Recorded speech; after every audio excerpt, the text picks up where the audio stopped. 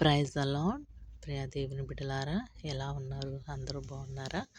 మరి ఉదయకాల సమయంలో రోజు ఒక వాగ్దానాన్ని చదివి ఆయనను స్తుతించి ప్రార్థించి మన జీవితాలు ఆశీర్వదించబడటానికి దేవుడు చూపించిన ఒక గొప్ప కృప. మరి ఈరోజు వాగ్దానము: స్త్రీ తన గర్భమున పుట్టిన బిడ్డను కరుణింపకుండునా, తన చంటి పిల్లను మరచున, వారైనా మరచుదురు గాని నేను నిన్ను మరువను. ఆమెన్. యెషయా గ్రంథము 49:15 అధ్యాయంలో ప్రియ దేవుని బిడ్డలారా, మరి ఉదయకాల సమయంలో ఒక గొప్ప వాగ్దానము దేవుడు మనకిచ్చాడండి. ఇంత అమూల్యమైన వాగ్దానాన్ని మనం పొందుకుంటున్నాము అంటే ఆయన చూపించిన కృపే.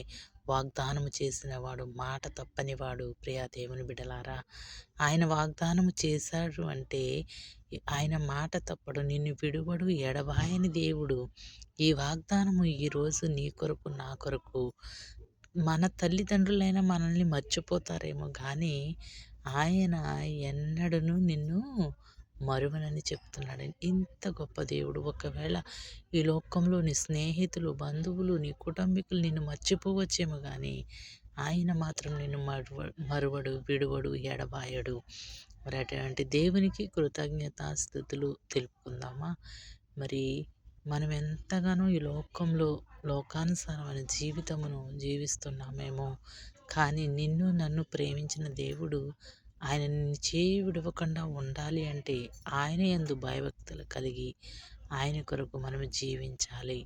అటువంటి గొప్ప దేవుని అమూల్యతను మనం పొందుకోవాలి. ఆయన ఆశీర్వాదాలను మనం పొందుకోవాలి అంటే నువ్వు ప్రార్థించాలి. నీ ప్రార్థన ఆయన అంగీకరించడానికి సిద్ధముగా ఉన్నాడు. ప్రియ దేవుని బిడ్డలారా, మనము కొన్ని పరిస్థితులు, ఒకవేళ మనకు కష్టం వచ్చినా, మనకు శోధించబడుతున్నాము అంటే దేవుడు నన్ను మర్చిపోయాడు, ఆయన చేయి విడిచిపెట్టేశాడని మనం సణుగుకుంటూ ఉంటాం.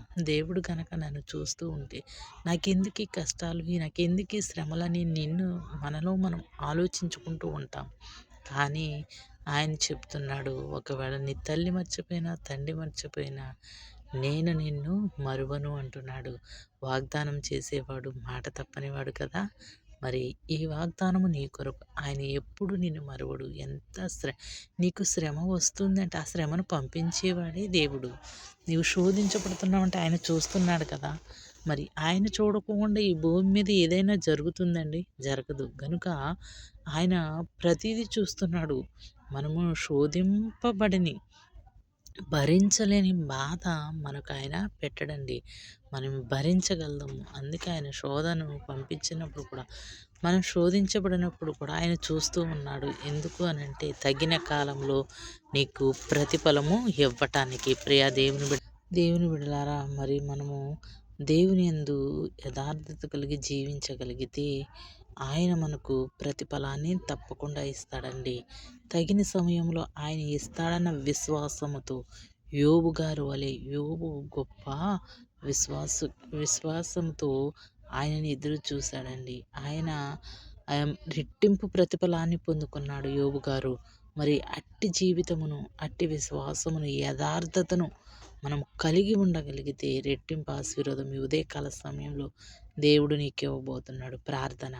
మహాపరిశుద్ధుడా, మహోన్నతుడా, నీ ఘనమైన శ్రేష్టమైన నామాన్ని బట్టి నీకు స్తుతి స్తోత్రములు చెల్లించుచున్నాం ప్రభువా. ఈ ఉదయకాల సమయంలో మమ్మల్ని మీరు జ్ఞాపకం చేసుకుని ప్రభువా, ఒక గొప్ప అమూల్యమైన వాగ్దానాన్ని మీరు మాకు ఇచ్చినందుకు నీకు స్తోత్రం. తల్లి తండ్రి మమ్మల్ని మర్చిపోయిన ప్రభువా, నీవు ఎన్నడూ నన్ను మరువను, చేయి విడువనని వాగ్దానం చేస్తున్నావయ్యా.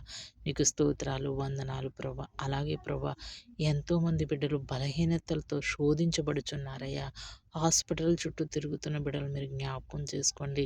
వారు బలహీనతల నుంచి విడిపించి స్వస్థతను దయచేయండి. Kidney problem, heart problem, liver problem, నాయన అనేకమైన బలహీనతలు, క్యాన్సర్ వ్యాధితో కృంగిపోతున్నారు ప్రభా. అట్టి బిడ్డలను మీ గాయపడిన హస్తం వేసి ముట్టి స్వస్థపరచండి. చంటి బిడ్డలు ప్రభా, బలహీనతో శోధించబడుచున్న ప్రతి ఒక్క బిడ్డను మీ గాయపడిన హస్తం వేసి ముట్టమని అడుగుచున్నాను. ఈ ఉదయకాల సమయంలో ప్రతి ఒక్కరిని మీరు జ్ఞాపకం చేసుకోండి.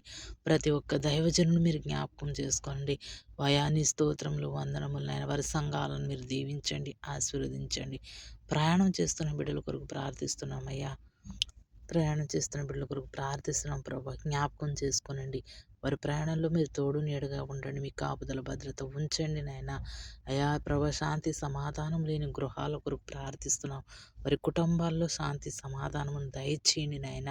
అయా ప్రతి ఒక్కరు మీరు దీవించి ఆశీర్వదించి వారి కుటుంబాల్లో వెలుగును నింపమని యేసు పరిశుద్ధ నామమున అడిగి వేడుకొంచున్నాం తండ్రి. ఆమేన్.